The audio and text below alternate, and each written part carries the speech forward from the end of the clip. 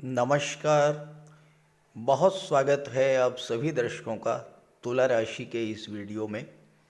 मैंने थंबनेल में लिखा है, बहुत कष्ट झेला आपने, अब होगा दुखों का अंत। 30 साल बाद फिर से लौटेंगी आपके जीवन में खुशियाँ।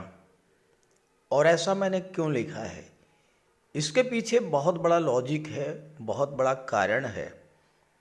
2025 एक ऐसा वर्ष है जो पिछले वर्षों से बिल्कुल ही अलग है। बहुत ही अद्भुत और विलक्षण वर्ष है 2025। क्या कभी ऐसा हुआ है कि देवगुरु शुक्र 4 माह तक अपनी उच्च की राशि में गोचर करें? लेकिन 2025 में ऐसा हो रहा है। क्या पिछले वर्षों में ऐसा हुआ है कि देवगुरु मात्र 5 माह में राशि परिवर्तन कर लें?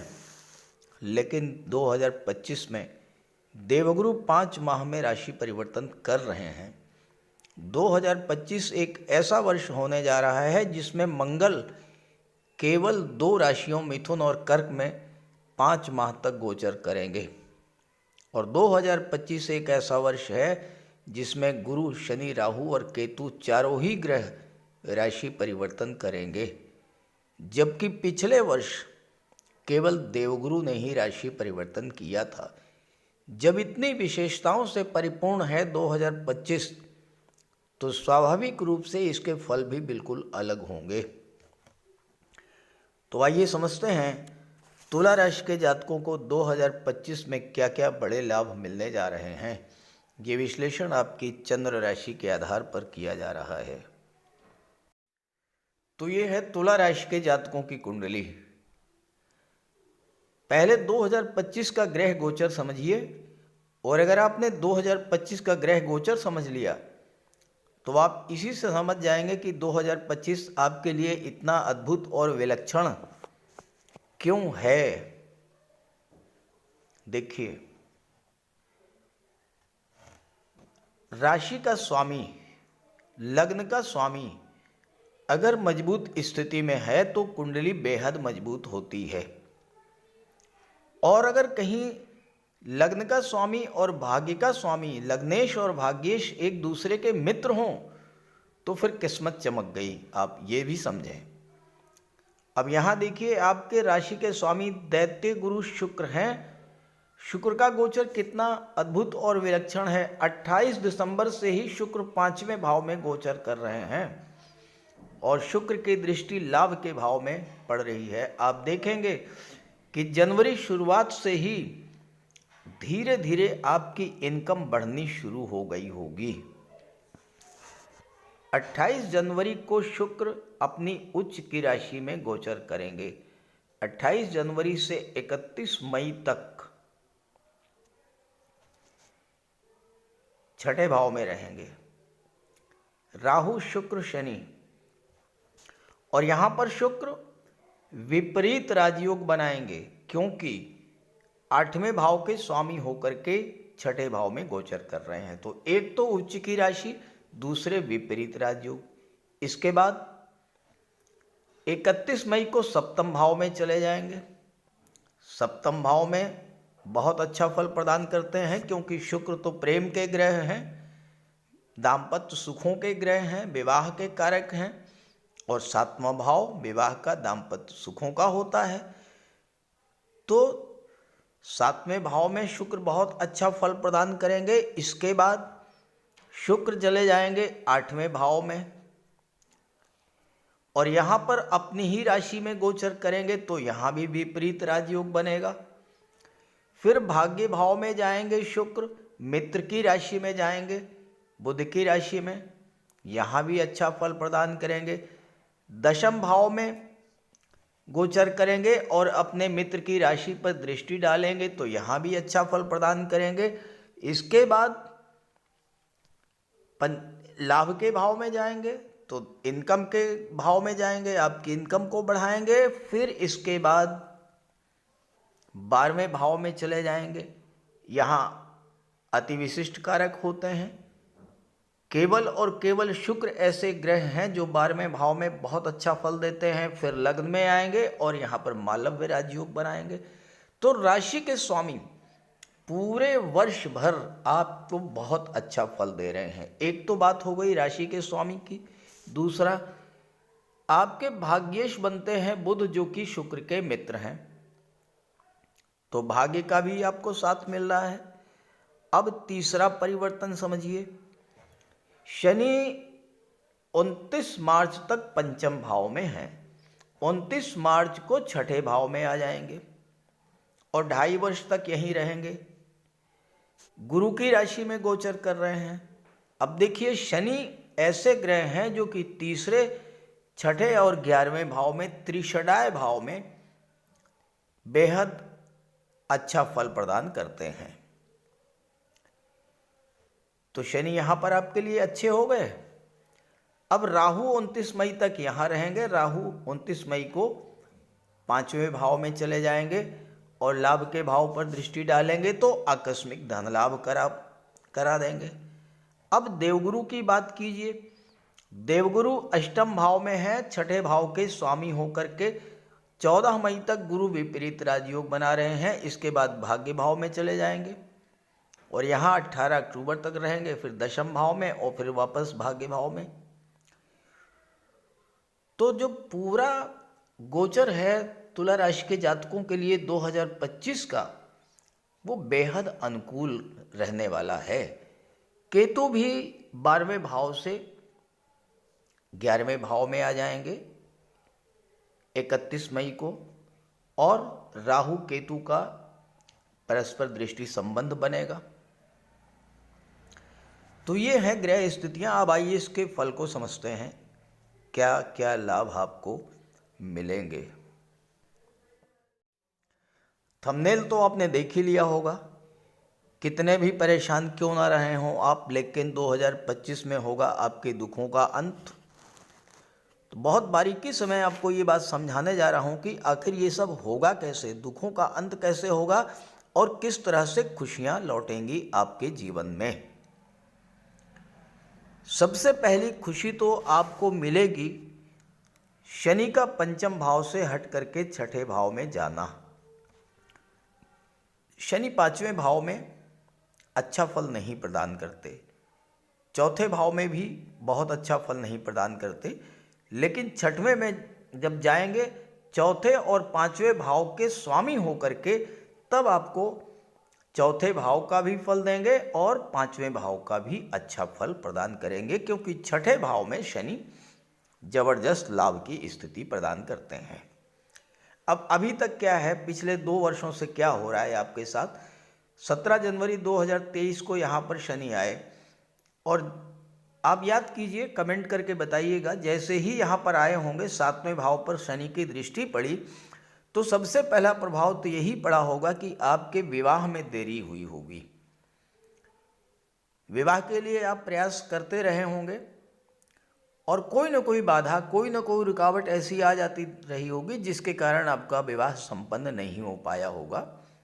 हालांकि सबके साथ ऐसा नहीं हुआ होगा, लेकिन जिनकी भी कुंडली में शनि खराब रहे होंगे तो विवाह में बाधाएं तो निश्चित तौर पर आई होंगी। दाम्पत्य जीवन में भी एक दूरी बनी होगी, सेपरेशन की स्थिति तो नहीं बनी होगी, उसके कारक तो केतु होते हैं, लेकिन शनि के कारण एक अलग सी दूरी बनती है कि एक ही छत के नीचे रहते हुए भी अलग अलग हो जाते हैं। और पार्टनरशिप में व्यापार आपका बहुत अच्छा नहीं चला होगा। हो सकता है अगर आपके जीवन में राहु की महादशा या अंतर्दशा गतिमान रही हो तो आपके साथ धोखाधड़ी, चीटिंग की स्थिति भी बनी होगी। अब यहाँ पर गोचर करते हुए 11वें भाव को देख रहे थे तो आपके इनकम में कमी आई, आय के स्रोत कम हुए, आय के साधनों में रुकावट आई, आपके फ्रेंड सर्किल भी आपसे धीरे धीरे कटते चले गए होंगे और धन के भाव पर शनि की दृष्टि पड़ रही थी तो आर्थिक दृष्टि से आपकी स्थिति खराब हुई। अब जैसे ही यहाँ से शनि हटेंगे तो पहला प्रभाव तो यही पड़ेगा कि छात्रों के मन में अगर शिक्षा को लेकर कोई भटकाव की स्थिति बनी थी या कुछ छात्रों की शिक्षा किसी वजह से बाधित हुई थी, तो वो शिक्षा फिर से शुरू होगी। लव रिलेशंस में अगर दूरी बनी थी तो वो दूरी समाप्त होगी। किसी तरह के गिले शिकवे थे वो दूर होंगे। और शेयर मार्केट, स्टॉक मार्केट से, लॉटरी से अगर आपको लाभ नहीं मिल पा रहा था तो अब आपको लाभ मिलना शुरू होगा।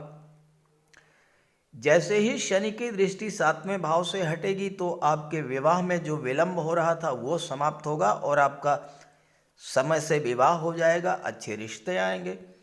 दाम्पत्य जीवन में भी जो एक दूरी बनी हुई थी, एक दूसरे के प्रति समझ बढ़ेगी, एक दूसरे के प्रति प्रेम समर्पण बढ़ेगा, दूरी समाप्त होगी। और बिजनेस में आपका जो नुकसान हुआ था उसकी भरपाई होगी। 11वें भाव से शनि की दृष्टि जब हटेगी तो आपके सोर्स ऑफ इनकम बढ़ने शुरू हो जाएंगे। आपका पैसा जो कहीं रुका था, फंसा था, वो मिलना शुरू हो जाएगा। और धन भाव से शनि की जब दृष्टि पड़ेगी तो आपके परिवार में जो दूरी बनी थी, परिवार के सदस्यों के बीच में जो मतभेद बना था वो समाप्त होगा। और धन का संचय नहीं हो पा रहा था तो धन का संचय होना शुरू हो जाएगा। ये तो जो नेगेटिव फल थे वो मिलना बंद हो जाएंगे। अब शनि आ जाएंगे 6ठे भाव में और 4थे भाव के स्वामी हैं। यहाँ पर शनि क्या करेंगे कि आपको 4थे भाव की चीज़ों का लाभ प्रदान करेंगे। तो भूमि, प्रॉपर्टी, वाहन की दृष्टि से अगर पिछले 2 वर्षों में आपको लाभ नहीं मिल पाया, आप प्रॉपर्टी या वाहन खरीदना चाहते थे, नहीं खरीद पाए, हो सकता है कि आर्थिक तंगी की वजह से, यहाँ पर शनि आते ही आपको होम लोन या व्हीकल लोन या बिजनेस लोन दिलाने में आपकी हेल्प करेंगे। आप प्रॉपर्टी या वाहन खरीद लेंगे।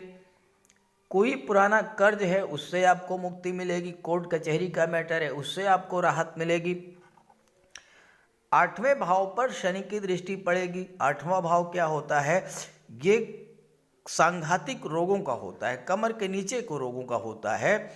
और अगर आपका स्वास्थ्य, खास करके अगर आप सीनियर सिटीजन या ओल्ड एज के हैं और आपको आर्थराइटिस, जोड़ों का दर्द, पिंडलियों का दर्द, इस तरह की समस्याओं से आप जूझ रहे थे, किसी लंबी बीमारी से आप परेशान थे, तो उससे आपको राहत मिलेगी। कब मिलेगी? 29 मार्च के बाद। हालांकि सुधार होना अभी से शुरू हो जाएगा। शनि की दृष्टि 12वें भाव पर पड़ेगी तो विदेश जाने के आपके सपने पूरे होंगे। विदेश जाने के मार्ग में जो बाधाएं थी वो दूर होंगी। और 3रे भाव पर शनि की जब दृष्टि पड़ेगी तो देखिए, परिश्रम तो कराएंगे शनि। शनि कर्म के कारक हैं। शनि चाहते हैं कि आपका डेली रूटीन सही रहे, आप मेहनत करें, परिश्रम करें, टाइम के पंक्चुअल बने। और एक बात आपको ध्यान में रखनी होगी कि 6ठे भाव में आपके शनि आ चुके हैं, 29 मार्च को आ जाएंगे। शनि से ज़्यादा अगर आप लाभ लेना चाहते हैं तो पहली बात तो ये है कि अपना डेली रूटीन सही कर लीजिएगा, टाइम की पंक्चुअलिटी का ध्यान रखिएगा, मेहनत करने में पीछे मत रहिएगा। और आप अपने एम्प्लॉइज़, अपने सबऑर्डिनेट्स, अपने नौकर चाकर का विशेष ध्यान रखिएगा। और चूंकि शनि की दृष्टि 12वें भाव पर पड़ेगी, 12वां भाव चैरिटी का होता है, दान पुण्य का होता है, तो दान पुण्य भी अवश्य कीजिएगा। और यहाँ पर जब शनि है 3रे भाव पर दृष्टि डालेंगे, यात्राएं कराएंगे आपसे, यात्राएं करनी होंगी। और हो सकता है, मैं एक बात बताने जा रहा हूं, आप नोट कर लीजिए, अगर आपकी जन्म कुंडली में, अपनी जन्म कुंडली चेक कीजिएगा, अगर आपकी जन्म कुंडली में 6ठे भाव में शनि और सूर्य बैठे हैं,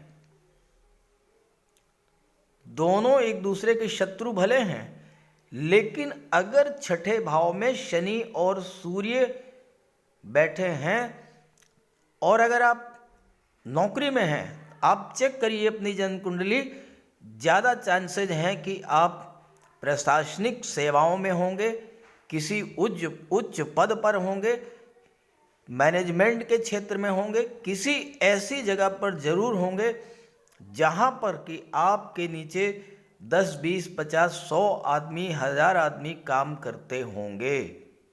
ये होता है शनि और सूर्य का प्रभाव। सरकारी नौकरी के तो प्रबल योग बना ही देते हैं शनि और सूर्य, अगर आपकी जन्म कुंडली के छठे भाव में बैठे हों। कमेंट करके बताइएगा। और चांसेस इस बात के विशेष बनेंगे कि ऐसी नौकरी आपको मिले जो ट्रांसफरेबल जॉब हो, जिसमें लगातार आपके ट्रांसफर्स होते रहें, या मार्केटिंग का क्षेत्र है, टूर एंड ट्रेवल्स का क्षेत्र है, ऐसे क्षेत्रों में भी आपको जॉब मिल सकता है। अब देखिए, शुक्र 28 जनवरी को आ जाएंगे छठे भाव में। अब यहाँ पर एक तो उच्च की राशि में है, दूसरे 8वें भाव के स्वामी होकर के छठे भाव में गोचर कर रहे हैं, तो विपरीत राजयोग भी बनाएंगे।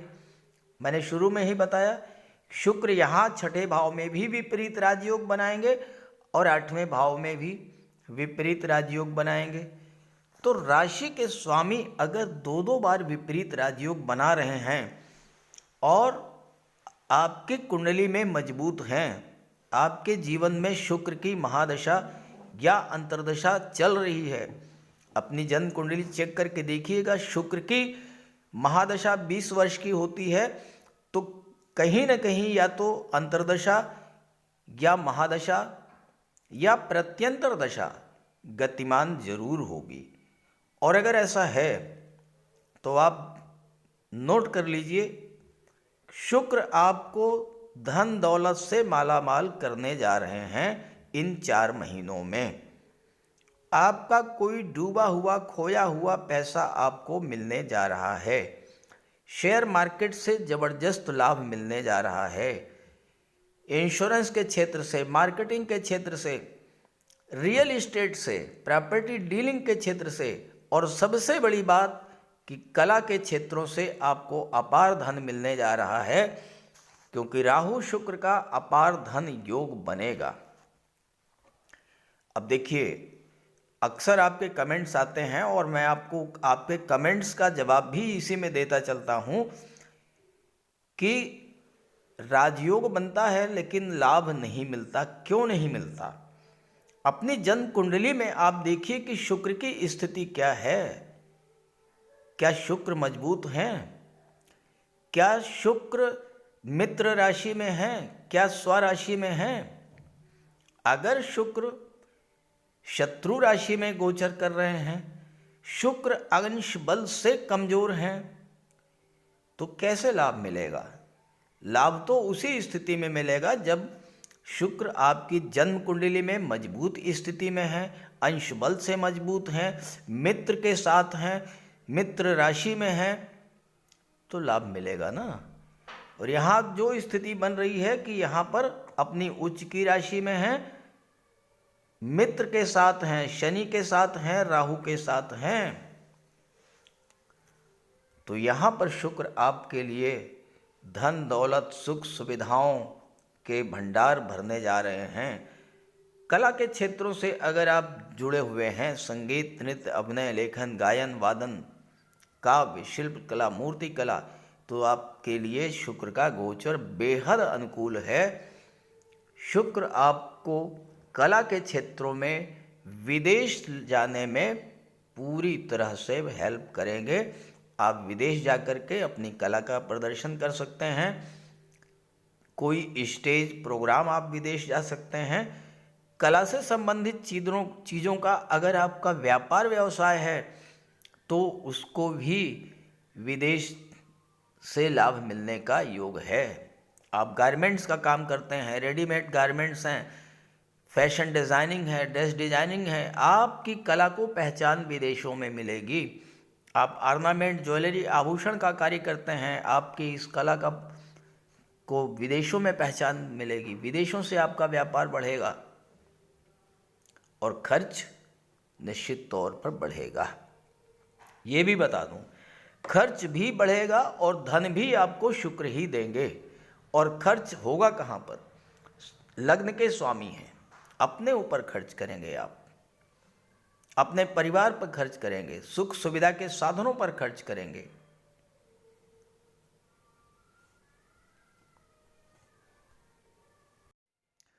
2025 में 14 मई को गुरु आएंगे भाग्य के भाव में। अभी तक गुरु आपके लिए अच्छा फल नहीं दे रहे थे। गुरु वैसे भी आपके लिए कारक नहीं है, अकारक हैं और 8वें भाव में थे। भले ही विपरीत राजयोग बना रहे थे, लेकिन गुरु आपके लिए अच्छा फल नहीं दे पा रहे थे। अब गुरु 14 मई को आ जाएंगे भाग्य के भाव में। भाग्य के भाव में 18 अक्टूबर तक रहेंगे। यहाँ अतिचारी अवस्था में होंगे, अत्यंत तीव्र गति से गतिमान होंगे। और एक महत्वपूर्ण योग यहाँ पर बन रहा है। 29 मई को राहु पंचम में आ जाएंगे। राहु भी त्रिकोण में, गुरु भी त्रिकोण में। राहु की दृष्टि गुरु पर और गुरु की दृष्टि राहु पर पड़ेगी। राहु की पंचम दृष्टि, गुरु की नवम दृष्टि। राहु गुरु की दृष्टि पड़ने के कारण बाध्य होंगे आपको अच्छा फल देने के लिए। और वैसे त्रिकोण के भाव में है तो वैसे भी अच्छा फल देंगे। यहाँ पर मित्र की राशि में है, अकेले हैं, और राहु जब अकेले होते हैं तो उस भाव के स्वामी के रूप में कार्य करते हैं। पंचम भाव के स्वामी के रूप में कार्य करेंगे राहु, तो छात्रों को जबरदस्त लाभ मिलेगा। अचानक से आपको शेयर मार्केट, स्टॉक मार्केट से बड़ा लाभ मिल सकता है। अचानक से आपकी किसी क्रिएटिविटी को, आपकी किसी रचना को जबरदस्त नेम फेम मिल सकता है। आपकी कल्पना शक्ति, आपकी क्रिएटिविटी, आपकी सोचने की क्षमता जबरदस्त तीव्र करेंगे राहु।